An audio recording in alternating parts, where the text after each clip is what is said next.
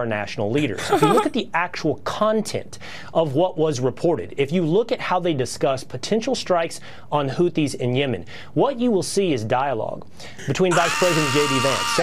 I told you, dude. There you go. There you go. Oh, wow. Shocking that the state propaganda apparatus Fox News is saying, well, the dialogue here is fantastic. I mean...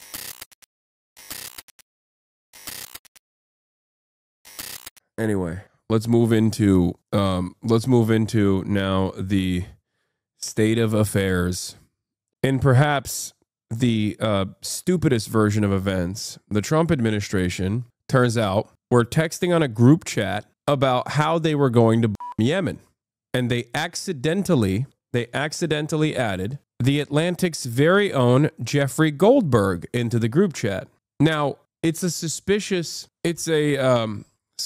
set of circumstances considering who Jeffrey Goldberg is and the roles that Jeffrey Goldberg has played. I don't know if it's like literally an accident or they deliberately did this, but because they're so stupid, I assume it was a happy accident for them. Jeffrey Goldberg is a former IDF prison guard, the editor-in-chief of The Atlantic, and also has run cover for American foreign policy that, justified the invasion of Iraq through channeling the lies, repeating the lies that the American State Department was telling at the time. Jeffrey Goldberg has also offered very positive pieces to Mohammed bin Salman at the time when he was doing the charm offensive. Actually, I think he literally coined the term charm offensive. He's a big-time MBS advocate. But yeah, they had a Signal group chat, and I guess they accidentally added the wrong Jeffrey IDF onto the Signal group chat. What's funny to me about the story is that The Atlantic is so obviously a core part of the pro-war propaganda apparatus that someone thought of adding the editor-in-chief to a Pentagon group chat. He thinks this makes the Trump admin look bad. I think it makes The Atlantic look bad too. Yes, I think so as well. I think Nathan J. Robinson cooked here. I think that's precisely the reason why Jeffrey was accidentally added into the group chat. I don't know if this was a true accident, but we have some of the conversations that took place, even though The Atlantic was too cowardly to reveal it, as far as I understand. They were too cowardly to reveal all of them. Sorry. All of the group chat text messages. Here are some of them. JD Vance, at Pete Hegseth, if you think we should do it, let's go. I just hate bailing Europe out again. Let's just make sure our messaging is tight here. And if there are things we can do on Saudi oil facilities, we should do it. Pete Hegseth responds, VP, I fully share your loathing of European freeloading. It's, in all caps, pathetic. But Mike is correct. We are the only ones on the planet on our side of the ledger who can do this. Nobody else even close. Question is timing. I feel like now is as good as a time as any given POTUS directive to reopen shipping lanes. I think we should go, but POTUS still retains 24 hours of decision space. SM says, as I heard it, the president was clear. Green light, but we soon make clear to Egypt and Europe what we expect in return. We also need to figure out how to enforce such a requirement, e.g., if Europe doesn't remunerate, then what? If the U.S. successfully restores freedom of navigation at great cost, there needs to be some further economic gain extracted in return. I guess that's Stephen Miller who's saying that. Pete Hegseth, agree. Dude, once again, I find it so strange when this administration, due to its sheer incompetence or lack of interest in sheltering you from the truth because they have a "you gonna do about it" attitude about it all, have revealed America's intentions that leftists like myself talk about all the time, and then everybody yells at me and says, I'm a conspiracy theorist. It's hilarious that this has happened virtually every week since the beginning of this admin, where Trump will just come out and straight up be like, Saudi oil, we got to protect it. That's why while we strike Yemen, we got to extract some funds, right? Or even in text messages like this, they're just so incompetent. Now, like I said, I don't know if this is truly an accident, but here are some more chat logs. News: Atlantic editor Jeffrey Goldberg reports that senior Trump administration officials mistakenly added him to a single Signal group chat where they deliberated on strikes against the Houthis in Yemen. National Security Council spokesperson Brian Hughes says the text chain appears to be authentic. The group discussed planning for the bombings, current intelligence assessments, and debated whether to launch the military action.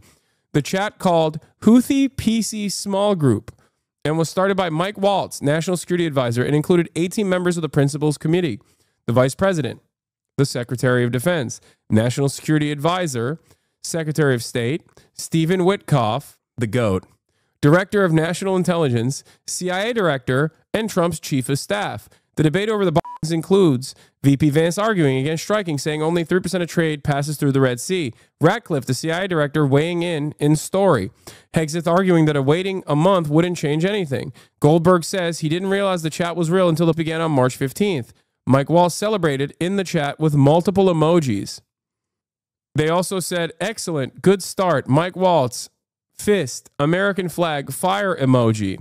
Good job, Pete and your team. The team in MAL did a great job as well. Great work, all. Powerful start.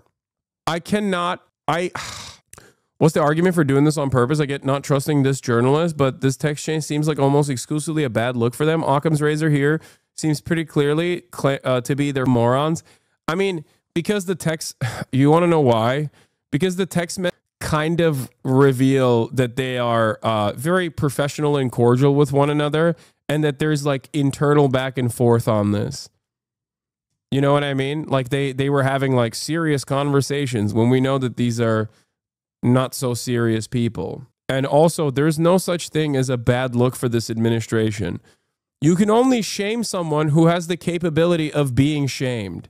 If you don't, if a person does not have the capability of shame, then you can't shame them. Does that make sense? Do you understand? It's kind of like the Pete Hegseth phenomena, right?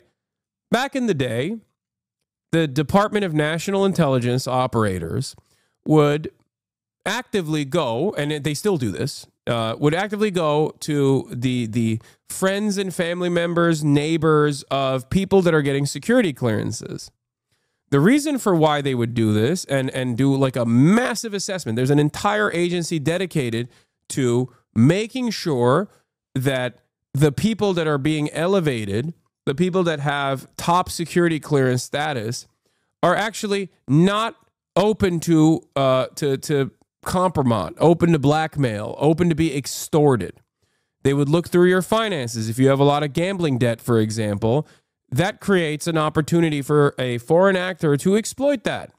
You have financial issues, then someone can, you're more malleable. Someone can come in and say, oh, we're going to clear your gambling debt if you slide us some USBs with some top secret intelligence, right? That obviously doesn't matter. Look at Brett Kavanaugh. He is a Supreme Court of the United States justice now. But beyond that, they would look at whether or not you were a drunk, whether or not you had, done rapes, for example. The reason why I'm using those two reasons, the reason why I'm bringing up those two factors here is because Pete Hegseth has done both. He is both an alcoholic and he has done rapes. But there is no reason to fear that Pete Hegseth could ever be blackmailed because everybody knows that. And the administration says, what the fuck are you going to do about it? So it's no longer a weakness if your crimes are in full display and you are unblackmailable. Does that make sense? Do you understand what I mean? You can't blackmail someone who's shameless. That's how it is. This just in, editor-in-chief of The Atlantic, Jeffrey Goldberg, says he was accidentally texted war plans. Yeah, we literally just received this piece from The Atlantic, and in it, Goldberg writes, U.S. national security leaders included me in a group chat about upcoming military strikes in Yemen. I didn't think it could be real. Then the bombs started falling. CNN's Alex Marquardt joins us now live. And Alex, this piece came out literally in the last few minutes.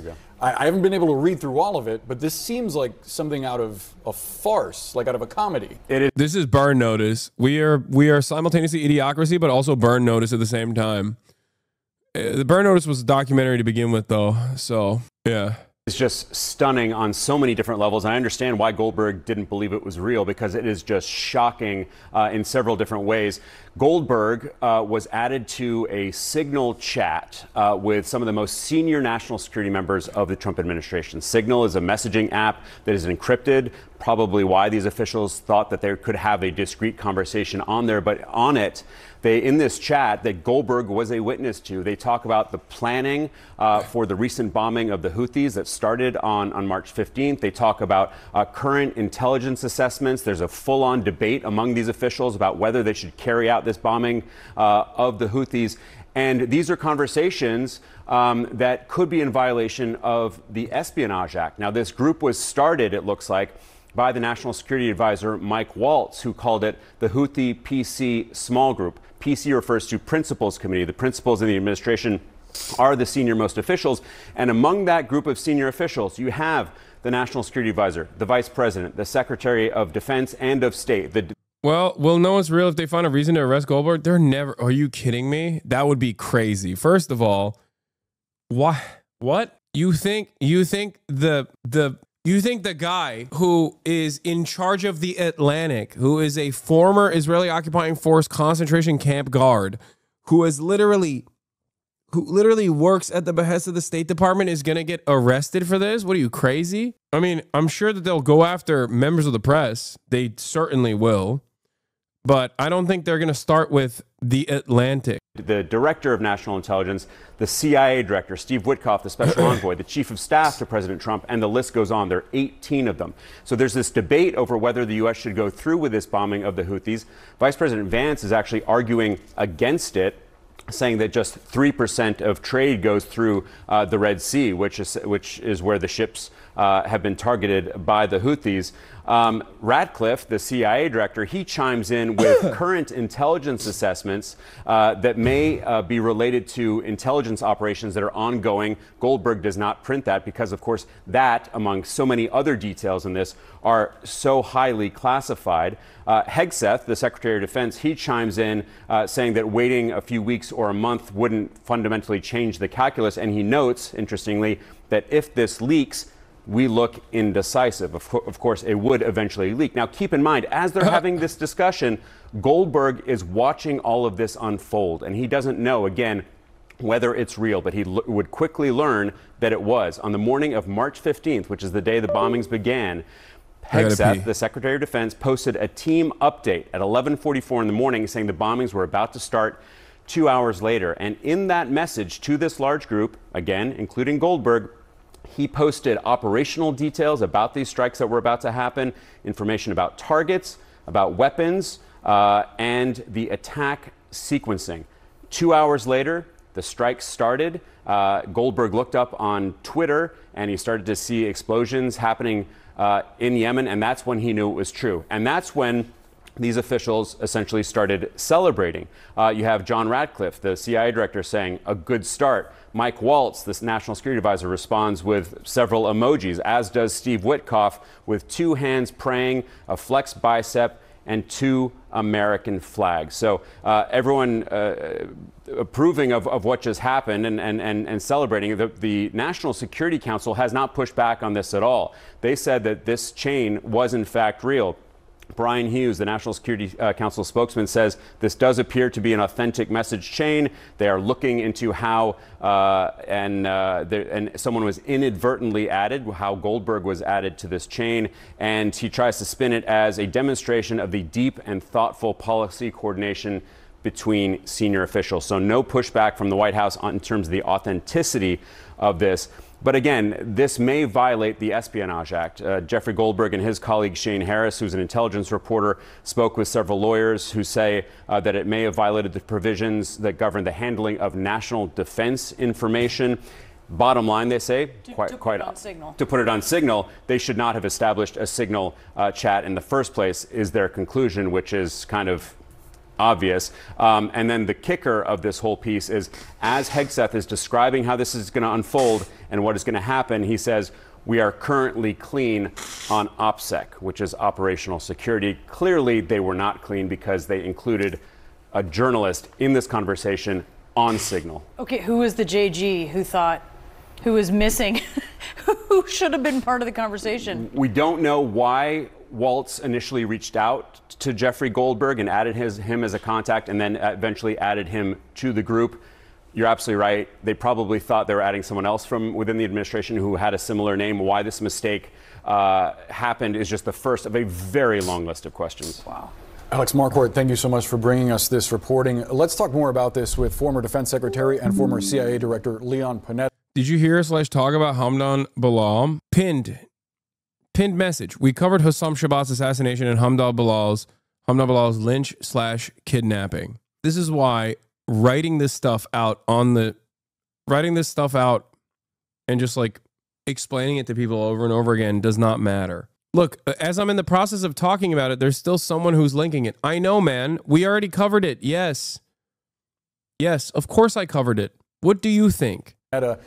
Secretary, I'm reading the piece as we speak, and it's interesting because Goldberg writes that he had very strong doubts that this text group was real. I could not believe that the national security leadership of the United States would communicate on Signal about imminent war plans. I also could not believe that the national security advisor to the president would be so reckless, he writes, as to include the editor-in-chief of The Atlantic in such discussions with senior U.S. officials. Secretary, what's your reaction to this reporting? Well, it's obviously a very serious mistake on the part of whoever included Goldberg in this highly classified chain of command messaging that went on that involved war plans. To have had somebody from the Atlantic on that chain, without question, was a serious mistake. And I hope the White House takes this seriously, because the last thing you want to do when you're talking about war. I hope they don't, because honestly, I love the incompetence. I hope they don't take it seriously. And I hope that they keep doing this. I hope that they keep accidentally adding journalists, and real journalists, not Goldberg, who is a fake journalist, but simply a stenographer for the State Department. But instead they have like real journalists on there, you know, that'd be sick. Of course, that'll never happen, because I don't think that any real journalist is going to be a phone number in the phone of Mike Waltz. War Thunder Discord in disarray after being outflanked by a drunk. Yeah. I have a suspicion that they meant to include Deputy Assistant to the President and Deputy Homeland Security Advisor Joshua Geltzer. Makes you wonder whether or not that it was done intentionally, because that level of incompetence is incomprehensible. It's a very weird situation, because the administration is that fucking stupid. I mean, dude, Pete Hegseth is a Fox News contributor. He's a weekend host, and now he is in charge of the DOD. Like it's weird, because on the one hand, I'm like, whoa, is this a clever way to just like to do a show of force? Because everything that you got from the leak itself is not all that surprising. Like it's stuff that you imagine them saying in public. So I look at it and I think to myself, like, when a leak like this happens, like, who's doing the leaking is important. Is it a contentious adversarial reporter? Or is it someone who has always played the role of going along with the American State Department's interests? And also, what information, more importantly than that, what information did we get out of this leak? And the information that we got out of this leak is just like, you know, J.D. Vance being like, yeah, fuck Europe, which is, you know, maybe we shouldn't actually do this. They're debating being an isolationist, right? While also talking about how much they despise that Europeans are freeloaders of American security. Like that in and of itself is stuff that you would, that is something that you would see in public. Yeah, Lolo is joking here. In my opinion, not enough slurs for it to be an unintentional leak. I know their asses are sending horrible gifts too. I'm not even joking. This is a joke, but I think this is also real. Pete Hegseth admits the Iran-funded Houthis narrative is a made-up talking point to sell the bombing campaign to the average feeble American John Doe. Fantastic. At 8:27, a message arrived from Pete Hegseth account. VP, I understand your concerns and I fully support you raising with POTUS. Important considerations, most of which are tough to know how they play out. Economy, Ukraine, peace, Gaza, etc. I think messaging is going to be tough no matter what. Nobody knows who the Houthis are, which is why we would need to stay focused on 1, Biden failed, 2, Iran funded. I will say I don't hate that they're so incompetent that we don't have to do any sort of serious journalism to figure out like what kind of focus group testing the former Vice President Dick Cheney had to do in order to sell the war in Iraq to the American population, as we found out after the fact. They just kind of reveal it voluntarily. They're like, yeah, Americans are stupid. How do we sell them another bombing campaign? That's right. We tell them, oh, it's Iran. They don't know who the Houthis are, but they're not going to have a lot of appetite for bombing yet another random country. So we'll just say it was Biden's failure. Any unauthorized release of classified information is a violation of the law and will be treated as such. Oh my God. Tulsi Gabbard is so interesting to me as the DNI. Like, this is her job now, right? The head of serving as the 8th director of national intelligence, right? Tulsi Gabbard is like pro Edward Snowden, but also simultaneously is saying it's so interesting. Hasan, İmamoğlu ve Türkiye gündemiyle ilgili en azından ufak bir konuşur musun? Ezgi'cim konuştum. Son 2 saattir hatta sadece Türkiye ile ilgili konuştum.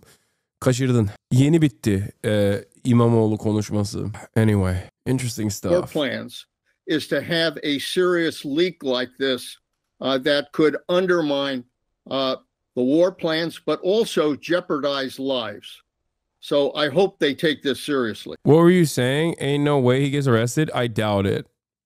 But I'd be shocked that they arrest him. They arrest an ally for their own personal incompetence? Maybe. The Trump administration is so stupid that who knows, you know? What would that look like, Secretary? I think they would have to do a full investigation as to who included this name on that chain involving the highest officials in national security, from the president to the vice president to a secretary of defense, etc. How the name of a journalist was added to that list. This is just a serious blunder, and not only could violate the espionage laws, but more importantly, can undermine our national security. That's probably the greater problem, is that it reveals our most secret war plans that require that we protect. How is it a secret? Like, every administration has bombed Yemen. Every single one. Democrat, Republican, every single one. It's not a secret. It's an expectation. Like, oh man, we got to bomb Yemen again. Oh, I'm shocked. What a shocking display. Wow, Trump really changed the trajectory of American foreign policy by doing the thing that Barack Obama, Joe Biden, and Trump did last time he was in office. Interesting. America, it's like having a group chat being like, hey guys, we should give $7 trillion to Israel. And then people being like, wow, this is a real change of pace. They're leaking state secrets out here. I can't believe it. This is so different than the previous administration and the administration prior and the administration prior and the administration prior. Another supply of bombs to Israel. Wow. Protect that information in order to be able to conduct what is obviously a serious operation of war. To that point, Secretary, I wonder what could have happened here if it wasn't Jeffrey Goldberg, the editor-in-chief at The Atlantic, who received this and decided to publish this story, if it had been someone else on the contact list that was added to the Signal chat, what would have been a worst-case scenario that would have put national security at risk? Well, the worst-case scenario, I mean, thankfully, Jeffrey Goldberg just assumed that this was either a joke or some kind of mistake, and obviously didn't pay attention. But somebody who would have the United States as an adversary could reveal this information immediately to the Houthis in Yemen that they... Dude, I can't. Oh my God. I'm sorry. I'm just envisioning a future where Jeffrey Goldberg is arrested, and it's so awesome. Which is part of the reason why it won't happen. Like, it's so incredible. Oh my God. It's great. I can't believe that this would be the one time where on principle I'm against this move. But goddamn do I enjoy the show, you know? For once, Donald Trump offers an olive branch to those who definitely want to see Jeffrey Goldberg arrested. They were about to be attacked, and they in turn could have responded and attacked U.S. facilities in the Red Sea, causing casualties of our troops and of our men and women in uniform. So if it were somebody who did not have the United States' national security interests at heart, but rather had the interests of our adversaries. Yeah, he's like, don't worry. Thank God Goldberg had security interests at heart. He could have seriously disrupted these war plans. I wonder what you make of the administration's response, framing this, not denying the story, but framing this as an example of a thorough policy discussion, a thorough discussion about how to approach. What's Fox News saying about this? Are you ready? I haven't seen what Fox News' response is, but I will tell you. One, the committee obviously kept their responses incredibly professional. As you can see, this is the most glorious committee that anyone has ever seen. It's so obvious that they are brave, brilliant, and have the Americans' interests at heart. Also, Goldberg should go to prison for even revealing this information instead of politely saying, I'm sorry, and seeing himself out of this chat while the real patriots were discussing bombing Yemen. Okay, that is 100% what the Republican take is going to be, and people are already linking it. Let's take a look. Let's see if I got it. Let's see. Let's see if I pre-watched it. Story today out of The Atlantic, where their editor-in-chief Jeffrey Goldberg has reported that he was accidentally sent sensitive information about military strikes in Yemen. The messages come from 18 national security officials. They were sent through the encryption app Signal, and there are indications that they appear to be authentic. I think there are two takeaways from this story as of what we know. Wow. Let's see what the two takeaways from this story are. Today. One, it is incredibly concerning that sensitive information would be sent with a journalist included in the thread. We can speculate, and there is reasonable, fair expectation that somebody like Jeffrey Goldberg was accidentally included under his initials, JG, when who was meant to be included was a trade chief, Jamison Greer. But if it was accidental, and we'll wait to see if this was accidental, it is incredibly concerning that this information would be shared over the Signal app with the journalist included. But the bigger takeaway for me is it's an insight, a transparent insight into the thought process and dialogue of our national leaders. If you look at the actual content of what was reported, if you look at how they discuss potential strikes on Houthis in Yemen, what you will see is dialogue between Vice President J.D. Vance. I told you, dude. There you go. There you go. Oh, wow. Shocking that the state propaganda apparatus Fox News is saying, well, the dialogue here is fantastic. I mean, as you can tell, these are our glorious leaders are at work and they're doing discourse. They're doing dialogue. They're handling themselves in the utmost professional manner. Secretary of Defense Pete Hegseth, National Security Advisor Mike Waltz, Stephen Miller, Tulsi Gabbard, and many more in a very collaborative, open, honest, team-based attempt to... You know what's funny? I got down the individual talking points. Okay? I got down the individual talking points. Oh my God. come to the right decision after competence. If you read the content of these messages, I think you'll come away proud that these are the leaders making these decisions. And oh my God. Oh my God. I mean, come on. It's not even a fucking... Here, let's see what this one is. This is another one that you guys sent me. Now, I would think that there probably are worse people that you could text your secret plans to, but it appears that Goldberg has acted responsibly here in writing this article, and while he outs a lot of the process of what happened, he did not specifically publish. Yeah, this is what I mean. He didn't like the fact that he was included is embarrassing enough for the administration, but like the way he navigated this was the way he navigated this story made the administration look good. It gave him props for being here. Okay. It gave him props for being a part of that conversation. And he gets to present himself as a journalist, but also he didn't like actually embarrass them. Publish the war plans as they apparently were transmitted to him by Pete Hegseth the morning of the attacks against the Houthis. Okay. Now, yeah, he is pro State Department through and through. Like he's not a real journalist. He's a stenographer. Are you seriously suggesting that this administration has the forethought to plan this in advance? No, I don't. It's a really interesting situation because like they're so incompetent and so stupid that they could have accidentally done that. I mean, I'm serious. Like I get it.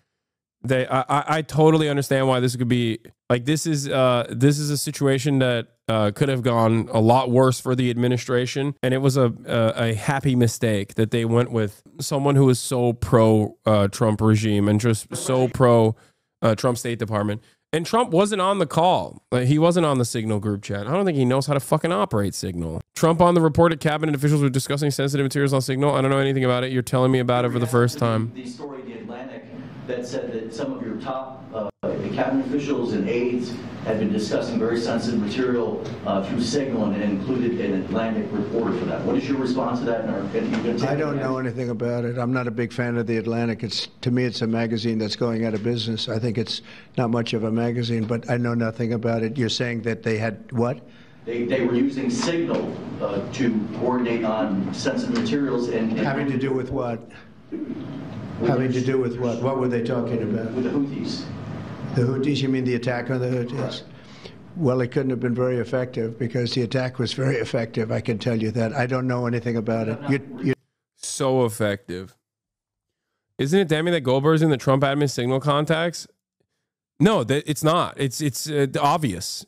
I mean, yeah, it is damning for Goldberg as much as it is damning for the administration, but it's also not surprising at all. That's what I'm trying to say. I'm trying to say that it's not even remotely shocking that someone like Goldberg would get invited to the Signal group chat on accident because they have his number. Part of my skepticism over the idea that Goldberg was added to the chat by accident, if you're pro-Trump, all the people involved are shown as concentrated and dedicated to fighting Yemen and as saying the same things in public as they do in private. That's what I mean, exactly. Anyone who's concerned with national security by doing all this is in a Signal chat is a non-entity to the current Republican establishment. Everyone of influence with that opinion was purged years ago. It doesn't make him look bad at all. It doesn't make these guys look bad at all. It makes them look like they're serious professionals. They're consummate professionals engaging in professional conduct and dialogue, basically saying the same things that they would be saying off camera, but also saying the same things that they'd be saying on camera. And the very fact that it's like Goldberg that was the person who was added to the conversation makes me feel like it makes me feel like I just don't think that they have foresight. They don't have enough foresight to do this deliberately. But also, you know, something about it doesn't sit right. Policy toward the Houthis Well, look, this is a chain of command. It's provided so that our top officials can have that conversation as to whether or not. I think people would be more angered that they were not secure enough. Yeah, I'm not angry. I don't care. I want them to be a leaky faucet. I don't give a shit about national security like that. Are you crazy? No. I want them to have all journalists. Put some real journalists in those fucking group chats. You kidding me? You think I care? You think I give a shit about the American war plans being disrupted by the most incompetent administration of all time? No, I don't. I think it's great. It's awesome.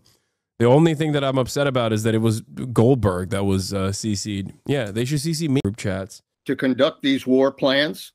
So that there's no question this is legitimate. But what they're not paying attention to is that you've included somebody on the outside who has no business knowing about this information. There was a mistake here. Somebody on the Atlantic. Like, of course, Leon Panetta is going to be mad because he does care about the incompetence. But he's the defense secretary. No shit, he's going to be mad. I'm not the defense secretary. I have an antagonistic opinion towards the American State Department and the American intelligence and American empire in general. So for that reason, I'm like, great. Yeah, keep being incompetent. Who gives a shit?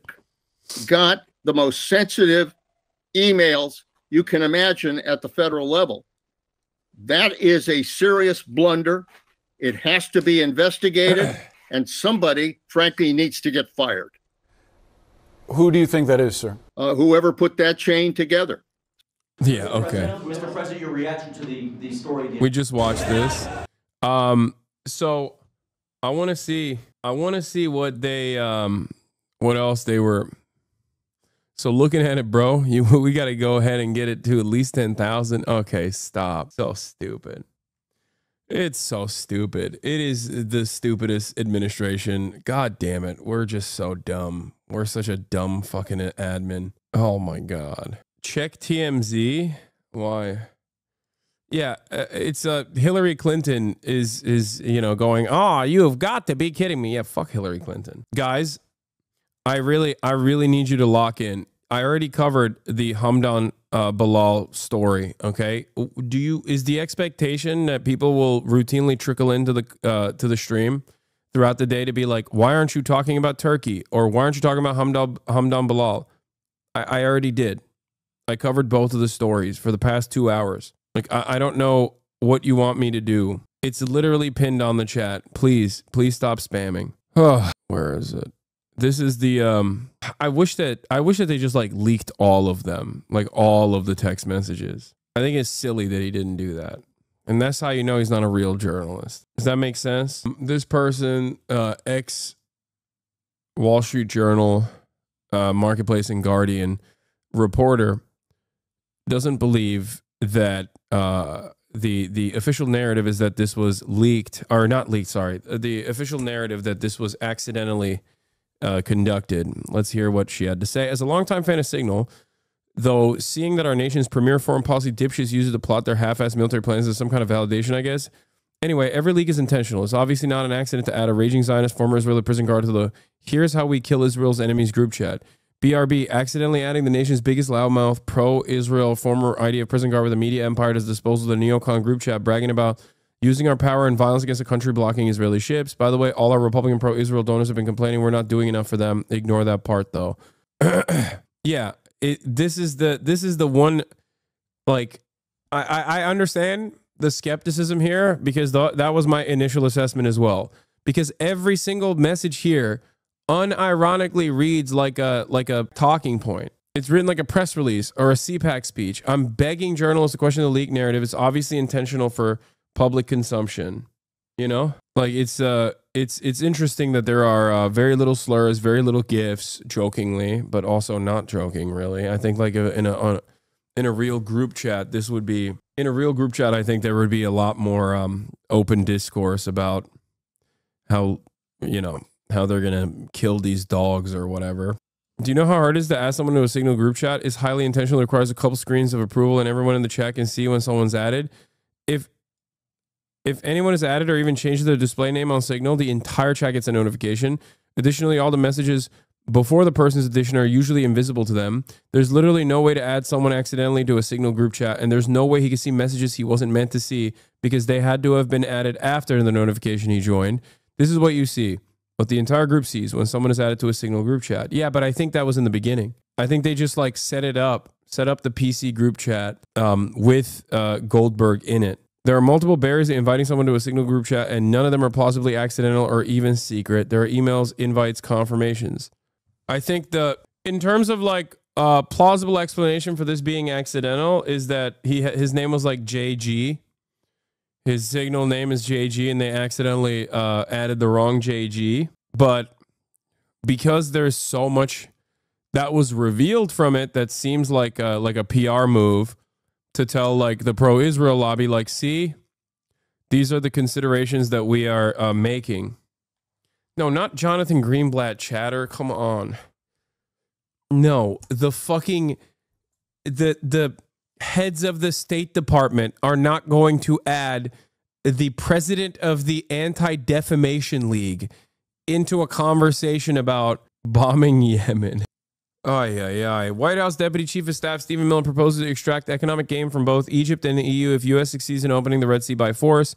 National Security Advisor Michael Wallace had previously proposed that Europe should foot the bill entirely. Account label P. Hegseth posted a team update. I will not quote this from this update or from certain other subsequent texts. The information contained in them, if they had been read by an adversary of the United States, could conceivably have been used to harm American military intelligence personnel, particularly in the broader Middle East, Central Command's area of responsibility. What I will say, in order to illustrate the shocking recklessness of the Signal conversation, is that Hegseth post contained operational details of forthcoming strikes on Yemen, including information about targets, weapons the U.S. would be deploying, and attack sequencing. This is bullshit, like a lottery employee winning the lottery? Yeah. I don't know. But we're back to channel 4. This is the story that